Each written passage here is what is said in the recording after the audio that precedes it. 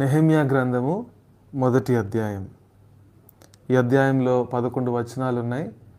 ఈ వచనాలన్నీ కూడా నేను చదువుతున్నాను. నెహెమ్యా గ్రంథము మొదటి అధ్యాయము 11 వచనాలు. మొదటి వచనం: హకల్యా కుమారుడైన నెహెమ్యా యొక్క చర్యలు. 20వ సంవత్సరంలో కిస్లేవు మాసమున నేను షూషను కోటలో ఉండగా నా సహోదరులలో హనానీ అనొకడును యూదులలో కొందరును వచ్చిరి. చెరపట్టబడిన శేషంలో తప్పించుకున్న యూదులను గూర్చి యెరూషలేమును గూర్చి నేను వారిని అడుగగా, వారు చెరపట్టబడిన వారిలో శేషించిన వారు ఆ దేశంలో బహుగా శ్రమను నిందను పొందుచున్నారు, మరియు యెరూషలేము యొక్క ప్రాకారము పడద్రోయబడినది, దాని గుమ్మములను అగ్నిచేత కాల్చబడినవని నాతో చెప్పిరి. ఈ మాటలు వినినప్పుడు నేను కూర్చుండి ఏడ్చి కొన్ని దినములు దుఃఖముతో ఉపవాసం ఉండి ఆకాశమందలి దేవుని ఎదుట విజ్ఞాపన చేసి తిని. ఎట్లనగా, ఆకాశమందున దేవా యెహోవా, భయంకరుడవైన గొప్ప దేవా, నిన్ను ప్రేమించి నీ ఆజ్ఞలను అనుసరించి నడుచువారిని కటాక్షించి వారితో నిబంధనను స్థిరపరచువాడా, నీ చెవియొగ్గి నీ నేత్రములు తెరచి నీ సన్నిధిని దివారాత్రము నీ దాసులైన ఇశ్రాయేలు పక్షముగా నేను చేయి ప్రార్థన అంగీకరించుము. నీకు విరోధముగా పాపము చేసిన ఇశ్రాయేలు కుమారుల దోషమును నేను ఒప్పుకొనుచున్నాను. నేనును నా తండ్రి ఇంటి వారును పాపము చేసి ఉన్నాము. నీ ఎదుట బహు అసహ్యముగా ప్రవర్తించితిమి. నీ సేవకుడైన మోషే చేత నీవు నిర్ణయించిన ఆజ్ఞలనైనను కట్టడలనైనను విధులనైనను మేము గైకొనకపోతిమి. నీ సేవకుడైన మోషేతో నీవు సెలవిచ్చిన మాటను జ్ఞాపకము తెచ్చుకొనుము. అదేదనగా, మీరు అపరాధము చేసిన యెడల జనులలోనికి మిమ్మల్ని చెదరగొట్టుదును. అయితే మీరు నా వైపు తిరిగి నా ఆజ్ఞలను అనుసరించి నడిచిన యెడల బుద్ధిగంతముల వరకు మీరు తోలివేయబడినను అక్కడ నుండి సహా మిమ్మల్ని కూర్చి నా నామము ఉంచుటకు నేను ఏర్పరచుకున్న స్థలమునకు మిమ్మల్ని రప్పించదనని నీవు సెలవిచ్చితివి కదా. చిత్తగించుము, నీవు నీ మహాప్రభావమును చూపి నీ బాహుబలము చేత విడిపించని నీ దాసులకు నీ జనులు వీరే. యెహోవా చెవియొగ్గి నీ దాసుడనైన నా మొరను నీ నామమును భయభక్తులతో గణపరచుటయందు ఆనందించి నీ దాసులములను ఆలకించి ఈ దినమందు నీ దాసుని ఆలోచన సఫలపరిచి ఈ మనుషుడు నా యందు దయచూపునట్లు అనుగ్రహించుమని నేను బతిమాలు కొనుచున్నాను అని ప్రార్థించి తిని. నేను రాజునకు గిన్నె అందించువాడనై ఉంటిని. మనం చదువుకున్న వాక్య భాగాన్ని దేవుడు దీవించి ఆశీర్వదించును గాక. నెహెమ్యా గ్రంథము, ఈ నెహెమ్యా గ్రంథములో 13 అధ్యాయాలు ఉన్నాయి. ఈ నెహెమ్యా గ్రంథం యొక్క ప్రాముఖ్యమైన ఉద్దేశం ఏంటంటే, ఇక్కడ నెహెమ్యా యెరూషలేము ప్రాకారములు పడద్రోయబడ్డాయి. వాటిని కట్టే విషయంలో నెహెమ్యా పని పూనుకొని ఆ ప్రాకారములను నిర్మిస్తాడు. అయితే ఈ నెహెమ్యా గ్రంథము మొదటి అధ్యాయంలోనికి వెళ్ళేదానికంటే మునుపు ఒకసారి మనము ఆ నేపథ్యం చూస్తే, నెహెమ్యా గ్రంథం యొక్క నేపథ్యం మనం చూస్తే, సొలొమోను రాజు దేవాలయమును నిర్మించాడు. సొలొమోను అంటే దావీదు కుమారుడు, దేవాలయమును నిర్మించాడు. దాన్ని మనం ఏమంటామంటే మొదటి దేవాలయం అంటారు, అంటే ఫస్ట్ టెంపుల్ అంటారు. అయితే నెబుకద్నెజర్ రాజు వచ్చి ఏం చేశాడంటే ఆ దేవాలయమును పాడు చేశాడు. ఆ దేవాలయంలో ఉండే ఉపకరణములన్నీ కూడా బబులోను సామ్రాజ్యానికి తీసుకొని వెళ్ళిపోయాడు. తర్వాత 70 సంవత్సరాలు యూదావారు, దేవుని యొక్క పిల్లలు చెరలోకి వెళ్ళిపోతారు. తర్వాత మొదటి గుంపు వస్తుందన్నమాట. మొదటి గుంపు అంటే జెరుబ్బాబేలు, తర్వాత ఎజ్రా. వారు వచ్చి వారు ఏం చేస్తారంటే పాడైపోయిన దేవాలయమును వారు నిర్మిస్తారు. మొదటి గుంపులో ఎజ్రా గ్రంథము 2వ అధ్యాయము మొదటి 2 వచనాలు చూస్తే, అక్కడ జెరుబ్బాబేలు యొక్క నాయకత్వములో కొద్దిమంది వస్తారు. వారు వచ్చి ఏం చేస్తారంటే పాడైపోయిన దేవాలయమును వారు తిరిగి మరలా నిర్మిస్తారు. అంటే దానిని ఏమంటారంటే బైబిల్ పండితులు సెకండ్ టెంపుల్ అంటారు. సెకండ్ టెంపుల్ అంటే రెండవ దేవాలయం. అంటే మొదటి దేవాలయం వేరు, రెండవ దేవాలయం వేరు అని కాదు. మొదటి దేవాలయం అంటే సొలొమోను నిర్మించిన దేవాలయము. రెండవ దేవాలయం అంటే ఏదైతే పాడైపోయిందో దానిని బాగు చేసిన దేవాలయం అన్నమాట. కాబట్టి ఫస్ట్ గ్రూప్లో జెరుబ్బాబేలు కొద్దిమంది వచ్చి దాన్ని బాగు చేస్తారు. తర్వాత ఎజ్రా వచ్చి వారికి దేవుని యొక్క వాక్యమును, అంటే ధర్మశాస్త్రమును ఆయన వారికి బోధిస్తాడు. ఎందుకంటే 70 సంవత్సరాలు కూడా వారు చెరలో ఉన్నారు. కాబట్టి చాలామందికి బహుశా వారికి, ఎందుకంటే ధర్మశాస్త్రము కానీ మరి దేవుని యొక్క వాక్యమును బోధించేవారు ఎవరు లేకపోయి ఉండొచ్చు. బహుశా ఇంట్లో తల్లిదండ్రులు మాత్రమే బోధించాలంటే. కాబట్టి యాజకులు కానీ, దేవాలయము కానీ, అర్పణలు కానీ ఇవన్నీ వారికి తెలియదు. కాబట్టి మొదటి దేవాలయమును సొలొమోను నిర్మిస్తే మొదటి దేవాలయమును పడగొట్టింది నెబుకద్నెజరు. రెండవ దేవాలయమును బాగు చేసింది ఎవరంటే జెరుబ్బాబెలు నాయకత్వంలో ఎజ్రా. వీరు కలిసి రెండవ దేవాలయమును బాగు చేశారు. అయితే దేవాలయమును బాగు చేశారు, కానీ యెరూషలేము ప్రాకారములు మాత్రం పడిపోయే ఉన్నాయి, కూలద్రోయబడే ఉన్నాయి. ఎందుకంటే ఆ దినాలలో ఈ గోడలు, ప్రాకారములు అనేవి చాలా ప్రాముఖ్యమైనవి కదా. మన ఉదాహరణకి మన ఇంటికి ఏ విధంగా అయితే ఒక ప్రహరీ గోడ మనం కట్టుకుంటామో, ఒక పట్టణానికి ప్రాకారం అంటే ప్రాకారము గోడ అనగానే ఏదో మన ఇంటికి ఉండే ప్రహరీ గోడ లాంటిది కాదు అది. ప్రాకారం అంటే ఒకసారి ఎరికో గోడలు జ్ఞాపకం చేసుకోవాలి కదా. ఎరికో గోడలు, ఆ గోడ మీద ఒక ఇల్లే కట్టుకుంది ఆమె, రాహాబు. అంటే అంత పెద్ద ప్రాకారాలు. ఆ ప్రాకారాలు అనేవి పట్టణానికి ఎంతో భద్రతను కలిగించేవి. ఆ ప్రాకారం మీద ఇల్లు కట్టుకోవచ్చు. దాని మీద గుర్రాలు వెళ్ళగలవు, రథాలు వెళ్ళగలవు. అంటే ప్రాకారం అంటే ఏదో మనం అనుకునే ప్రాకారం కాదు, అంత పెద్ద ప్రాకారం. కాబట్టి యెరూషలేము పట్టణం చుట్టూ కూడా ఒక ప్రాకారం ఉండేది. దేవాలయమును బాగు చేశారు ఎజ్రా, జెరుబ్బాబెలు వచ్చి, కానీ ప్రాకారం మాత్రం ఇంకా పాడైపోయింది. దాన్ని ఇంకా బాగు చేయలేదు. పట్టణానికి ప్రాకారము సరిగ్గా లేకపోతే, బాగు చేయబడకపోతే శత్రువు వచ్చి మరలా దేవాలయమును పాడు చేసే అవకాశం ఉంది. మరలా ఆ పట్టణంలో ప్రజలు నివసించేదానికి వారు భయపడతారు, ధైర్యంగా నివసించలేరు. కాబట్టి ఈ నెహెమ్యా గ్రంథంలో మనం ఏం చూస్తున్నామంటే, ప్రాకారమును నెహెమ్యా మరలా వచ్చి నిర్మిస్తాడు. అందుకని నెహెమ్యా గ్రంథాన్ని కొంతమంది బైబిల్ పండితులు ఏం చెప్తారంటే, ఇదొక ప్రాజెక్ట్ మేనేజ్మెంట్ బుక్ అనుకోవచ్చు. అంటే ప్రాజెక్ట్ అంటే మనకు తెలుసు కదా, సివిల్ ఇంజనీరింగ్ ప్రాజెక్ట్స్ ఉంటాయి, తర్వాత సాఫ్ట్వేర్ ప్రాజెక్ట్స్ ఉంటాయి, ఇంకా కొన్ని ఏదైనా ఒక పెద్ద పనిని మనము చేయబోతున్నాము అంటే అదొక పెద్ద ప్రాజెక్ట్గా దాన్ని తీసుకొని దాన్ని ఆ విధంగా ప్రాజెక్ట్ని చేస్తాం. కాబట్టి నెహెమ్యా ఇదొక ప్రాజెక్ట్ మేనేజ్మెంట్ గ్రంథం అని మనం చెప్పుకోవచ్చు. ఎందుకంటే నెహెమ్యా ఆయన ఏమి సివిల్ ఇంజనీర్ కాదు. ఆయన సివిల్ ఇంజనీర్ కాదు. తర్వాత ఆయనకి ఏ విధమైన రాజకీయపరమైన సంగతులు తెలియదు. తర్వాత సైన్యానికి సంబంధించి, యుద్ధానికి సంబంధించిన సంగతులు ఏం తెలియదు. ఎందుకంటే నెహెమ్యా గ్రంథము 1వ అధ్యాయము 11వ వచనంలో చివరి మాట ఏంటంటే, నేను రాజునకు గిన్నె అందించువాడనే యుంటిని. అంటే నెహెమ్యా యొక్క ఉద్యోగం ఏంటంటే రాజుకు గిన్నె అందించే వ్యక్తి, అంతే నెహెమ్యాకి తెలిసింది. చూడండి, నెహెమ్యా యొక్క ఒకసారి మనం చరిత్ర చూస్తే, ఒకసారి టైం లైన్ చూస్తే, అంటే టైం లైన్ ఎప్పుడు దేవాలయం పడగొట్టబడింది, ఎప్పుడు మరలా తిరిగి వచ్చారు అనేది ఒకసారి మనం చూసుకుంటే, 586వ క్రీస్తు పూర్వం యూదులు అంటే యూదావారు బబులోను దేశానికి చెరగా తీసుకొని పోబడ్డారు. ఆ సమయంలో ఆ దేవాలయము పడగొట్టబడింది. అయితే 537వ సంవత్సరం క్రీస్తు పూర్వం ఎజ్రా 1వ అధ్యాయంలో మనం చూస్తే, అక్కడ చెరలో ఉన్నవారు మరలా తిరిగి యెరూషలేము పట్టణానికి మరలా వస్తారు. తర్వాత 535 క్రీస్తు పూర్వం చూస్తే అక్కడ దేవాలయమును కట్టేది వాళ్ళు ఆరంభిస్తారు. తర్వాత 445వ సంవత్సరం చూస్తే అక్కడ నెహెమ్యా 1వ అధ్యాయం అనమాట.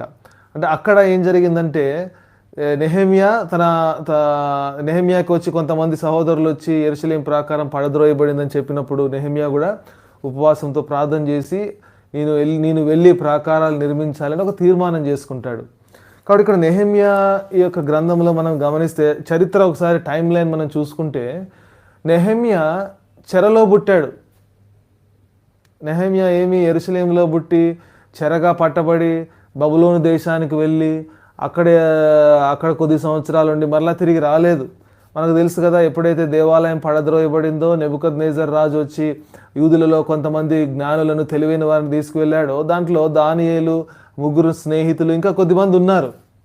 అంటే వారు యూదా దేశంలో, ఇశ్రాయేలు దేశంలోని పుట్టి పెరిగిన వారు, వారికి అన్ని అర్పణలు తెలుసు, పండుగలు తెలుసు, బహుశా అన్ని ఆచరించి ఉంటారు. అన్ని చేసిన తర్వాత వారు చెరగొని పోబడ్డారు. అక్కడ వారు అంటే వారి సొంత దేశంలో నేర్చుకొని చెరలోకి వెళ్ళారు.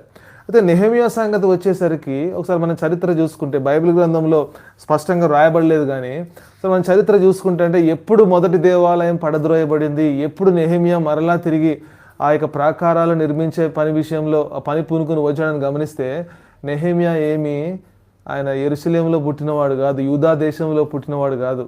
నెహెమియా ఆయన చెరలో పుట్టినవాడు.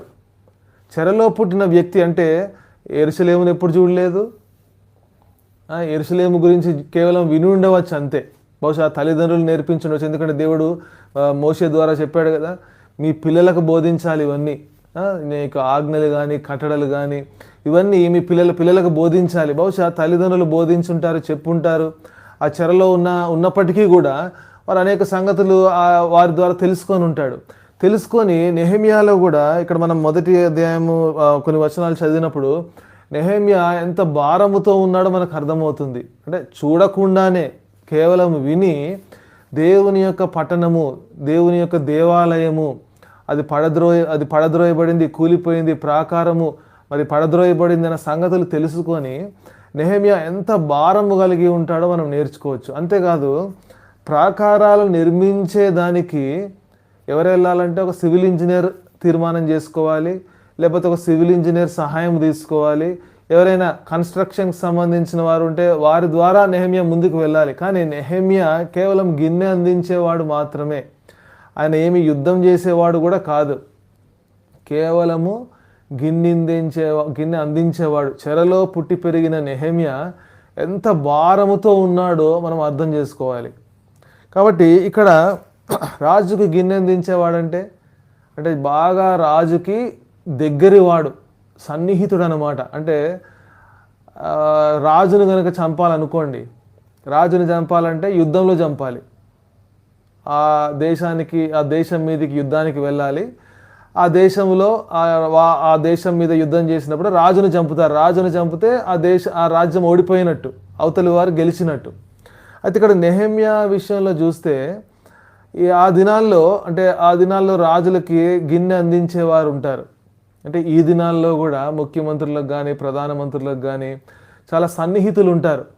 వారేమి అంత అడ్మినిస్ట్రేషన్ తెలిసిన వారు కాదు, లేకపోతే యుద్ధానికి సంబంధించిన విషయాలు తెలిసిన వారు కాదు. కేవలము ఆ ప్రధానమంత్రి కానీ ముఖ్యమంత్రి కానీ పెద్ద పెద్ద అధికారులు కానీ వారిని నమ్ముతారనమాట. అంటే వారి మీద వారికి నమ్మకం ఉంటుంది. ఈ నెహెమియా కూడా ఎటువంటి స్థితిలో ఎటువంటి స్థానంలో ఉన్నాడంటే చూడండి, రాజుకి మంత్రులు ఉంటారు, రాజుకి సైన్య అధికారులు ఉంటారు, రాజుకి సలహాలు ఇచ్చేవారు ఉంటారు, చాలామంది ఉంటారు. కానీ వారికంటే ఎక్కువ రాజు ఎవరిని నమ్ముతాడంటే గిన్నె అందించేవాడిని. ఎందుకంటే గిన్నె అందించేవాడు చేసే పని ఏంటంటే రాజు తినే ప్రతిదీ కూడా, తాగే ప్రతిదీ కూడా ముందు ఈ గిన్నె అందించేవాడు ఏం చేయాలి, టేస్ట్ చేస్తాడు అనమాట, రుచి చూస్తాడు. ఎందుకంటే రాజుని చంపాలంటే యుద్ధంలో అన్న చంపాలి, లేకపోతే ఈ విధంగా ఏదైనా ఆహారంలో విషాన్ని పెట్టి ఆ విధంగానే చంపొచ్చు. కాబట్టి ఆహారంలో విషం పెట్టి చంపాలంటే ఎంత సులువుగా ఏ విధంగా చంపగలమంటే గిన్నె అందించే వాడి ద్వారానైనా చంపొచ్చు రాజుని.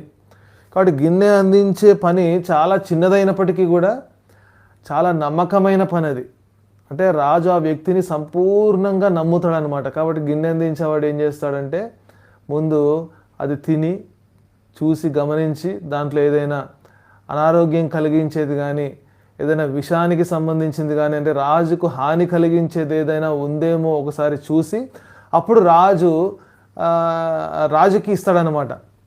మనకు ఒక సందేహం రావచ్చు, మరి రాజు భార్య ఏం చేస్తుంది? భార్యలు కదా బాగా సన్నిహితంగా ఉండాలి. చూడండి, రాజుకి ఆ రోజుల్లో ఆ దినాల్లో రాజులకేమీ ఒక భార్యలు ఉండేవారు కాదు కదా. రాజులకి ఒకరు లేకపోతే ముగ్గురు భార్యలు ఉండేవారు. ఇప్పుడు ప్రతి భార్యకి ఒక కుమారుడు, ఇద్దరు కుమారులు ఉంటారు. కాబట్టి భార్యల మధ్య పోటీ ఏంటి? రాజు తర్వాత నా కుమారుడే రాకుమారుడు అవ్వాలి, నా కుమారుడే రాజు అవ్వాలి, నా భర్త తర్వాత నా కుమారుడే రాజు అవ్వాలి అనేది కూడా ఉంటుంది వారికి. కాబట్టి ఆ క్రమంలో ఏం చేస్తారు, భర్తను చంపడానికి కూడా వెనుదీయరు. భర్తను చంపి నా కుమారుడు తర్వాత రాజు అయితే అప్పుడు నేను తల్లిగా, అప్పుడు నేను కూడా అక్కడ అధికారం చెలాయించవచ్చు అనే ఆలోచన ఆ దినాల్లో ఉండేది. అందుకనే ఈ రాజులు తన స్వంత భార్యలైన రాణులను కూడా నమ్మకుండా ఈ గిన్నె అందించే వారిని పెట్టుకునేవారు అనమాట. ఇక్కడ నెహెమ్యా గ్రంథములో నెహెమ్యా ఉద్యోగస్తుడు. చూడండి, నెహెమ్యా ఉద్యోగస్తుడు. ఒక ఉద్యోగస్తుడు తన ఉద్యోగానికి కొన్ని రోజులు సెలవు పెట్టి దేవుని పని చేయడానికి ముందుకు వెళ్ళాడు. ఇక్కడ మన నెహెమ్యా గ్రంథంలో మనం చూస్తే, చూడండి, నెహెమ్యా గ్రంథము 1వ అధ్యాయంలో మనం చూస్తే ఇక్కడ కొద్దిమంది సహోదరులు వచ్చారన్నమాట. చూడండి, 1వ అధ్యాయము 2వ వచనంలో, నా సహోదరులలో హనానీయను ఒకడును యూదులలో కొందరును వచ్చిరి. చెరపట్టబడిన శేషములో తప్పించుకొనిన యూదులను గూర్చియు యెరూషలేమును గూర్చియు నేను వారిని అడుగగా.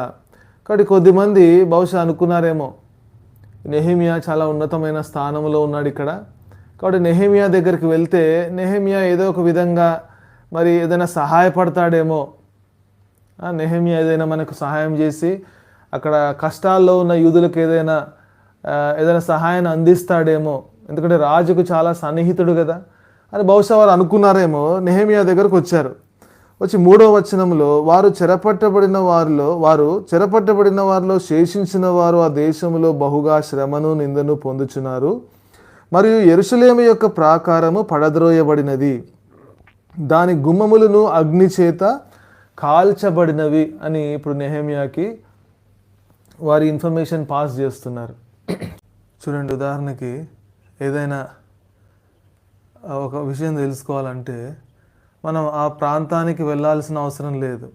ఫోటోల్లో లేకపోతే వీడియోల్లో మనం చూసి మనం తెలుసుకోవచ్చు.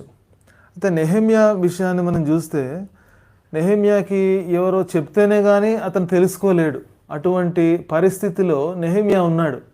ఇప్పుడు ఎవరో వచ్చి వారు చెప్పినప్పుడు నెహెమ్యా యొక్క రెస్పాన్స్, ఆయన యొక్క స్పందన మనం చూస్తే, నెహెమ్యా కూర్చుండి 4వ వచనంలో, ఈ మాటలు వినినప్పుడు నేను కూర్చుండి ఏడ్చి కొన్ని దినములు దుఃఖముతో ఉపవాసముండి ఆకాశమందలి దేవుని ఎదుట విజ్ఞాపన చేసి తిని. చూడండి, రాజు దగ్గర పనిచేసే వ్యక్తి కొన్ని దినాలు ఉపవాసం ఉన్నాడు అనుకోండి, దుఃఖపడ్డాడు అనుకోండి కదా. రాజు దగ్గరికి వెళ్ళినప్పుడు ఎలా వెళ్ళాలి? ఉదాహరణకి ఒక పెద్ద అఫీషియల్ని, ఒక ప్రాంతంలో ఉన్న ఎమ్మెల్యేని కలవడానికి వెళ్తేనే ఒక పూల బొకే తీసుకొని వెళ్తారు. ఇంకా ముఖ్యమంత్రి, ప్రధానమంత్రుల దగ్గరికి వెళ్తే ఇంకా చాలా జాగ్రత్తగా, చాలా సంతోషంగానే వెళ్తారు అక్కడికి వెళ్ళినప్పుడు. అంటే ఎంతో రాజును పొగుడుతూ. చూడండి, మనకు తెలుసు రాజు దగ్గరికి వెళ్ళినప్పుడు ఆ పాత దినాల్లో ఏమనేవారంటే, రాజు చిరంజీవి అగునుగాక, అంటే రాజును పొగుడుకుంటూ, రాజును మెచ్చుకుంటూ ఆ విధంగా రాజు దగ్గరికి వెళ్ళాలి. ఈయన రాజు దగ్గరికి ప్రతిరోజు వెళ్ళాలి కదా. రోజుకి కనీసం 3-4 సార్లైనా రాజు దగ్గరికి వెళ్ళాలి. ఎందుకంటే రాజుకి గిన్నె అందించాలి కాబట్టి, రాజు భోజనం చేసేటప్పుడు అక్కడ నెహెమ్యా ఉండాలి కాబట్టి. అయితే అటువంటి స్థితిలో ఉన్న నెహెమ్యా ఏం చేశాడంటే దుఃఖముతో ఉపవాసం ఉన్నాడు. అంటే రాజుకు ఆయన చేసే పని కంటే ఎక్కువగా దేవుని పని గురించి, దేవుని యొక్క పట్టణము పాడైపోయింది, ప్రాకారము పాడైపోయింది అనే దాని గురించే అతను ఎంతో భారముతో ఉన్నాడు అనమాట. కాబట్టి 4వ వచనంలో మనం ఏం చూస్తున్నామంటే, we see the pain of Nehemiah, we see the passion of Nehemiah. ఎవరైనా ఏదైనా ఒక బాధాకరమైన సంగతి చెప్పినప్పుడు మనకు బాధ అనిపిస్తుంది. ఒకవేళ మనం ఏదైనా వారికి సహాయం చేయాలనుకుంటే ఏదో రూపంగా మనం చేయడానికి ప్రయత్నం చేస్తాం చేయడానికి. అయితే చేస్తాము, తర్వాత ఏమవుతుంది? తర్వాత మర్చిపోతాం, మన పనిలో మనం ఉంటాం. అంటే ఆ వీడియో చూసినప్పుడు, ఆ సంగతి విన్నప్పుడు బాధపడతాం, తర్వాత మర్చిపోతాం. ఇక్కడ నెహెమ్యా విషయంలో చూస్తే అప్పుడు మాత్రమే దుఃఖపడి తర్వాత మర్చిపోలేదు ఆయన. అప్పుడు మాత్రమే దుఃఖపడి బాధపడి నేను రాజుతో మాట్లాడి ఎవరినైనా పంపిస్తాను అని కూడా అనలేదు నెహెమ్యా. నెహెమ్యా ఏం చేశాడంటే తనే పని పూనుకున్నాడు, నేనే వెళ్ళాలి అనే తీర్మానం చేసుకున్నాడు. కాబట్టి ఈ యొక్క 4వ వచనంలో మనం ఏం చూస్తున్నామంటే నెహెమ్యా యొక్క ప్రార్థనలో we see the pain and passion of Nehemiah. అంటే ఎంత ఆశతో ఉన్నాడు, ఎంత రోషముతో ఉన్నాడు, ఎంత భారముతో ఉన్నాడు. కేవలం బాధపడడం మాత్రమే కాదు, కేవలం ఏడవడం మాత్రమే కాదు, కేవలం ఉపవాసం ఉండడం మాత్రమే కాదు, ఆ పని చేసే విషయంలో, ఆ ప్రాకారాలు నిర్మించే పనిలో అతనే ఒక ఇనిషియేటివ్ తీసుకున్నాడు, అతనే ముందుకు వెళ్ళాడు.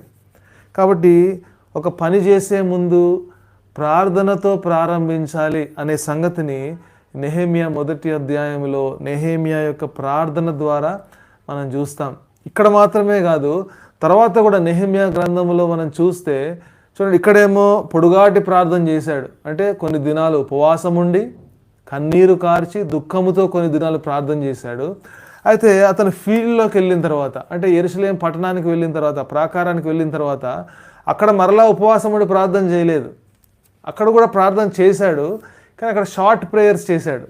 అంటే ఇక్కడ మనం నెహెమ్యా గ్రంథంలో ఏం చూస్తున్నామంటే, ఎక్కడ లాంగ్ ప్రేయర్ చేయాలి, ఎక్కడ ఉపవాసం ఉండి ప్రార్థన చేయాలి, ఎక్కడ షార్ట్ ప్రేయర్స్ చేయాలి. ప్రార్థన అనేది తప్పనిసరి. యుద్ధ భూమికి వెళ్ళిన తర్వాత అక్కడ మోకరించి ప్రార్థన చేస్తామా? అక్కడ యుద్ధం చేయడానికి వెళ్తాం. అదే సమయంలో అక్కడ చిన్న చిన్న ప్రార్థనలు చేస్తాం, షార్ట్ ప్రేయర్స్ చేస్తాం. అయితే యుద్ధానికి సిద్ధపడే మునుపు, ఒక పని పూనుకునేదానికి మునుపు ఖచ్చితంగా ఉపవాసంతో భారముతో కొన్ని దినాల పాటు లేకపోతే గంటల తరబడి ప్రార్థన చేయవలసిన అవసరత ఇక్కడ నెహెమ్యా గ్రంథం నుంచి మనం చూస్తాం. తర్వాత చూస్తే ఇప్పుడు సమస్య ఏంటి? అక్కడ ప్రాకారాలు పడద్రోయబడ్డాయి, దేవుని యొక్క ప్రజలు శ్రమలో ఉన్నారు, నిందను అనుభవిస్తున్నారు. ఇక్కడ దాని గురించి ఇప్పుడు ప్రార్థన అంశం అది. అయితే నెహెమ్యా మొదటి అధ్యాయం 5వ వచనంలో మనం చూస్తే ఇక్కడ నెహెమ్యా ఏం చేస్తున్నాడంటే, ఎట్లనగా ఆకాశమందున్న దేవా యెహోవా, భయంకరుడవైన గొప్ప దేవా, నిన్ను ప్రేమించి నీ ఆజ్ఞలను అనుసరించి నడుచు వారిని కటాక్షించి వారితో నిబంధనను స్థిరపరచువాడా. ఇక్కడ మనం ఏం గమనిస్తున్నామంటే, నెహెమ్యా వెంటనే ఆ ప్రార్థన అంశానికి వెళ్ళట్లేదు, కానీ ముందు దేవుణ్ణి స్తుతిస్తున్నాడు. 10వ వచనంలో కూడా, చిత్తగించుము, నీవు నీ మహాప్రభావమును చూపి నీ బాహుబలము చేత విడిపించిన నీ దాసులకు నీ జనులు వీరే. ఇక్కడ 5వ వచనంలో ఏమంటాడంటే, ఆకాశమందున దేవా, భయంకరుడవైన దేవా, గొప్ప దేవా అంటాడు. 10వ వచనంలోనేమో నీ మహాప్రభావమును చూపి నీ బాహుబలము చేత, అంటే దేవుణ్ణి స్తుతిస్తున్నాడు. చూడండి, ప్రార్థన చేయడానికి వెళ్ళినప్పుడు అనేక సార్లు మనం ముందుగా ఏం చేస్తామంటే, ఆ ప్రార్థన అంశమే మనకి ఎక్కువగా చాలా పెద్దగా కనబడుతుంది కాబట్టి, ముందు సమస్య ఉంది కాబట్టి వెంటనే ఆ ప్రార్థన అంశంలోనికి వెళ్ళిపోతాము. లేకపోతే వెంటనే దేవుని దగ్గర ఫిర్యాదు చేస్తూ ఉంటాం, అంటే కంప్లైంట్ చేస్తూ ఉంటాం, కంప్లైంట్ మోడ్లోకి వెళ్ళిపోతాం. ప్రభు ఎందుకు జరగాలి ఇలా, మీ ప్రజలం కదా మేము. అంటే నెహెమ్యా ఇక్కడ ఏం చేస్తున్నాడంటే దేవుని స్తుతిస్తున్నాడు. అంటే దేవుడు ఎంత గొప్ప దేవుడు, ఆయన సృష్టికర్త, ఆయన సార్వభౌముడు, ఆయన సమస్తమును చేసినవాడు, ఆయన గొప్ప దేవుడు అనే సంగతిని అసలు జ్ఞాపకం చేసుకుంటున్నాడు. మన జీవితంలో కూడా ఒక సమస్య వచ్చినప్పుడు ముందు ఒకసారి గతంలో దేవుడు ఏ విధంగా మనకు సహాయపడ్డాడు, గతంలో దేవుడు ఏ విధంగా అనేక సమస్యల నుంచి విడిపించాడు అనే సంగతిని మనం జ్ఞాపకం చేసుకుంటే వెంటనే ప్రార్థనాంశం మర్చిపోయి దేవునికి కృతజ్ఞత చెల్లిస్తాం, దేవునిని ఆరాధిస్తాం. కాబట్టి నెహెమ్యా ప్రార్థన నుంచి మనం ఏం నేర్చుకోవాలంటే, వెంటనే నేరుగా ప్రార్థనాంశానికి వెళ్ళిపోవట్లేదు. ఎందుకంటే ఇది కొత్త సమస్య ఏం కాదు, ఇది మొదటి సమస్య కాదు. అనేక సమస్యలు వచ్చాయి ఇశ్రాయేలుల జీవితంలో, అనేక సమస్యల నుంచి దేవుడు విడిపిస్తూ వచ్చాడు, కాపాడుతూ వచ్చాడు, భద్రపరుస్తూ వచ్చాడు. This is one of the many issues, this one of the many problems which they are facing. ఇక్కడ నెహెమ్యా ఏం చేస్తున్నాడంటే దేవుని స్తుతిస్తున్నాడు, దేవుని ఆరాధిస్తున్నాడు. చూడండి 6వ వచనంలో మనం చూస్తే, నీ చెవియొగ్గి నీ నేత్రములు తెరిచి నీ సన్నిధిని దివారాత్రము నీ దాసులైన ఇశ్రాయేలు పక్షముగా నేను చేయి ప్రార్థన అంగీకరించుము. నీకు విరోధముగా పాపము చేసిన ఇశ్రాయేలు కుమారుల దోషమును నేను ఒప్పుకొనుచున్నాను. నేనును నా తండ్రి ఇంటి వారును పాపము చేసి ఉన్నాము. 6వ వచనంలో ఏం చేస్తున్నాడంటే పశ్చాత్తాపడుతున్నాడు. 7వ వచనంలో కూడా, నీ ఎదుట బహు అసహ్యముగా ప్రవర్తించితిమి, నీ సేవకుడైన మోషే చేత నీవు నిర్ణయించిన ఆజ్ఞలైనను కట్టడలైనను విధులనైనను మేము గైకొనకపోతిమి. 6వ వచనం 7వ వచనంలో పెనిటెన్స్. మొట్టమొదటిగా the pain and passion of Nehemiah, రెండవది ప్రైజింగ్ గాడ్, మూడవది పెనిటెన్స్ అంటే పశ్చాత్తాపడుతున్నాడు. దేవునికి మనకి అడ్డుగా ఏమున్నాయి? మన ప్రార్థన దేవునికి చేరుకోకపోవడానికి కారణం ఏంటి? మన పాపమే. ముందుగా దేవుని దగ్గర పశ్చాత్తాపడుతున్నాడు. నెహెమ్యా ఎంత పెద్ద మనసుతో ప్రార్థన చేస్తున్నాడంటే చూడండి 6వ వచనంలో అంటున్నాడు, నీకు విరోధముగా పాపము చేసిన ఇశ్రాయేలు కుమారుల దోషమును నేను ఒప్పుకొనుచున్నాను. నెహెమ్యా చెరలో పుట్టి చెరలో పెరిగి అక్కడ బహుశా మంచి నీతిమంతుడుగా ఉండొచ్చేమో నెహెమ్యా. కానీ ఎవరి పాపాలు ఒప్పుకుంటున్నాడు? ఇశ్రాయేలు కుమారుల దోషమును. ఒక ఇంట్లో పిల్లలు తప్పు చేస్తే బయట వాళ్ళు వచ్చి మీ కుమారుడు తప్పు చేశాడంటే ఏం చేస్తాడంటే కుమారుడికి బదులుగా తండ్రి వెళ్ళి క్షమాపణ చెప్పొస్తాడు. ఎందుకంటే తండ్రి కాబట్టి తండ్రికి పెద్ద హృదయం ఉంటుంది కాబట్టి, కన్నాడు కాబట్టి మన ఆటోమేటిక్గా తండ్రి వెళ్ళి క్షమాపణ చెప్తాడు. నేను కాదు చేసింది తప్పు, నా కుమారుడు చేశాడు అని అనడు తండ్రి. ఇక్కడ చూడండి నెహెమ్యా ఎవరి పాపం ఒప్పుకుంటున్నాడంటే ఇశ్రాయేలు కుమారుల పాపం. అంతేకాదు, నేనును నా తండ్రి ఇంటి వారును పాపము చేసి ఉన్నాము. చూడండి ఎంత పెద్ద మనసు ఉంటే తప్ప మరి ఇతరుల పాపాలను, ఇతరుల యొక్క దోషములు మనం ఒప్పుకోగలుగుతాం. ఇక్కడ ప్రార్థన అంశానికి వెళ్ళేదానికి మునుపు దేవుని స్తుతించాలి. అంతేకాదు దేవునికి మనకు అడ్డుగా ఉన్న ఆ పాపము గురించి కూడా మనం ఆలోచించి పశ్చాత్తాపపడాలి, దేవుని దగ్గర ఒప్పుకోవాలి. చూడండి దావీదు విషయంలో మనం చూస్తే దావీదు కూడా పాపాలు చేశాడు, తప్పులు చేశాడు. అయినప్పటికీ కూడా ఎప్పుడైతే దేవుని వాక్యము దావీదును సంధిస్తుందో, ఎప్పుడైతే ప్రవక్త వచ్చి దేవుని యొక్క ప్రతినిధి వచ్చి నువ్వు చేసింది తప్పు దావీదు అని ఎప్పుడైతే దావీదుకు చెప్తే దావీదు కప్పుకునేవాడు కాదు, దావీదు ఒప్పుకునేవాడు. అందుకనే దావీదు ఘోరాతి ఘోరమైన పాపాలు చేశాడు, వ్యభిచారం చేశాడు, పరోక్షంగా నరహత్య చేశాడు, చంపించాడు. అయినప్పటికీ కూడా దేవునికి హృదయానుసారుడు ఎలాగయ్యాడు దావీదు? ఎప్పుడైతే దేవుని వాక్యం మనల్ని సంధిస్తుందో వెంటనే మనం ఒప్పుకునే వారంగా ఉండాలి. ఇక్కడ నెహెమ్యా ప్రార్థన నుంచి అదే చూస్తున్నాం. దేవుని స్తుతిస్తున్నాడు, అంతేకాకుండా పశ్చాత్తాపడుతున్నాడు. ఇంకా ఏంటి 8వ వచనంలో, నీ సేవకుడైన మోషేతో నీవు సెలవిచ్చిన మాటను జ్ఞాపకము తెచ్చుకొనుము. ఎక్కడికి వెళ్ళాడు? ఇంకా ప్రేయర్ పాయింట్కి రావట్లేదు నెహెమ్యా. ఇప్పుడు ఏంటి? ప్రాకారాలు నిర్మించే పని అక్కడ ఉంది.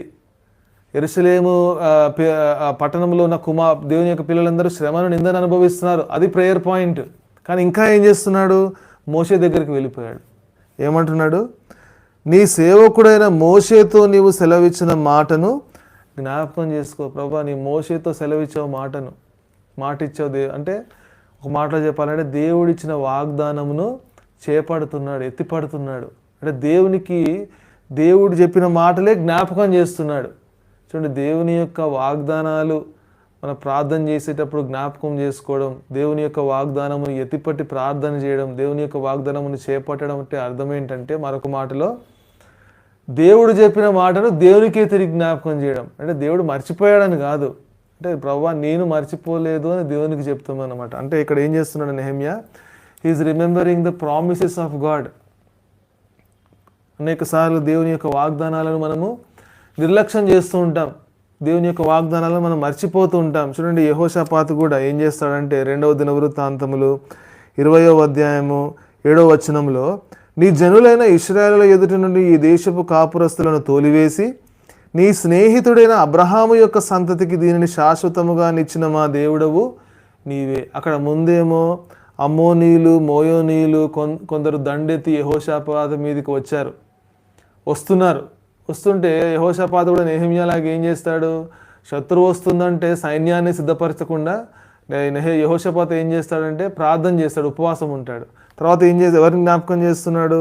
నీ స్నేహితుడైన అబ్రహాము యొక్క సంతతి, అబ్రహాము జ్ఞాపకం చేస్తున్నాడు. ఇక్కడ చూస్తే నెహెమ్యా మోషేని జ్ఞాపకం చేస్తున్నాడు. 9వ వచనంలో అంటున్నాడు, అయితే మీరు నా వైపు తిరిగి నా ఆజ్ఞలను అనుసరించి నడిచిన యెడల బూదిగంతముల వరకు మీరు తోలివేయబడినను అక్కడి నుండి సహా మిమ్మల్ని కూర్చి నా నామం ఉంచుటకు నేను ఏర్పరచుకున్న స్థలమునకు మిమ్మల్ని రప్పించదని నీవు సెలవిచ్చితివి కదా. అంటే ప్రభువా, నీవు ఒకసారి అన్నావు కదా, మోషేకు చెప్పావు కదా, అబ్రహాముకు చెప్పావు కదా.